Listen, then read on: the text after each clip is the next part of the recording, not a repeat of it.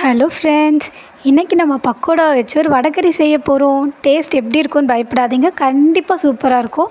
அதுக்காக நம்ம ஒரு 2 வெங்காயம், ஒரு தக்காளி, 3 பச்சை மிளகா, கொஞ்சம் இஞ்சி, இது எல்லாத்தையும் கட் பண்ணி வச்சுக்கோங்க. இப்போ ஒரு வாணலியில் எண்ணெய் ஊற்றிட்டு எண்ணெய் நல்லா காஞ்சதும் சோம்பு ஆட் பண்ணிக்கோங்க. இப்போ நம்ம மசாலா பொருளாக சேர்த்துக்கலாம். அதுக்காக கொஞ்சம் பட்டை, பிரிஞ்சி இலை, இது எல்லாத்தையும் சேர்த்துக்கோங்க. நான் இஞ்சி பூண்டு பேஸ்ட்டை ஆட் பண்ணாமல் இஞ்சி மட்டும் தனியாக ஆட் பண்ணியிருக்கேன். ஆனால் நீங்கள் இஞ்சி பூண்டு பேஸ்ட்டை ஆட் பண்ணிங்கன்னா ரொம்ப டேஸ்ட்டாக இருக்கும். இப்போ இது எல்லாத்தையும் ஆட் பண்ணிவிட்டு கொஞ்சம் அந்த எண்ணெயிலே நல்லா ஃப்ரை பண்ணிக்கோங்க. இப்போ நம்ம அரிஞ்சு வச்சுருக்க 3 பச்சை மிளகாவை அதில் சேர்த்துக்கலாம். இதுக்கு காரத்துக்கு நம்ம மிளகாய் எதுவும் சேர்க்க மாட்டோம், பச்சை மிளகா மட்டும்தான். இப்போ பச்சை மிளகா கொஞ்சம் ஃப்ரை ஆனதும் நம்ம அரிஞ்சு வச்சுருக்க வெங்காயத்தை சேர்த்துக்கலாம். வெங்காயம் இது போல் நீட்டாகவும் சேர்த்துக்கலாம்.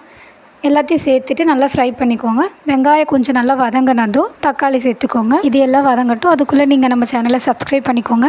இப்போ வெங்காயம் தக்காளி எல்லாம் நல்லா வதங்கியிருக்கு. இப்போ நம்ம சால்ட் ஆட் பண்ணிக்கலாம். கொஞ்சமாக சால்ட் ஆட் பண்ணிவிட்டு கொஞ்சம் நல்லா வதக்கிக்கோங்க. இப்போ இது நல்லா வெந்திருக்கு. இந்த டைமில் 1/4 ஸ்பூன் அளவுக்கு நான் மஞ்சள் தூள் சேர்த்துருக்கேன். மஞ்சள் தூள் சேர்த்துட்டு கொஞ்சம் நல்லா வதங்கினதும் ஒரு 1 கிளாஸ் அளவுக்கு தண்ணி சேர்த்துக்கோங்க.